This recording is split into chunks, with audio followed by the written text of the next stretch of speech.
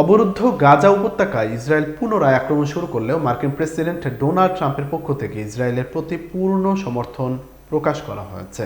White house থেকে বৃহস্পতিবার জানানো হয়, 2 মাসের যুদ্ধবিরতির পর গাজায় এই আক্রমণ শুরু হওয়ার পরও ট্রাম্প হামাসকে দোষারোপ করেছেন। হোয়াইট হাউসের প্রেস সেক্রেটারি ক্যারোলিন লেভিট বলেন, প্রেসিডেন্ট ট্রাম্প স্পষ্টভাবে জানিয়ে দিয়েছেন যে তিনি চান সব জিম্মি ফিরে আসুক। তিনি আরও জানান, ইসরায়েল এবং আইডিএফ, ইসরায়েলের প্রতিরক্ষা বাহিনী সম্প্রতি যে পদক্ষেপ নিয়েছে তার প্রতি ট্রাম্প পূর্ণ সমর্থন জানিয়েছেন।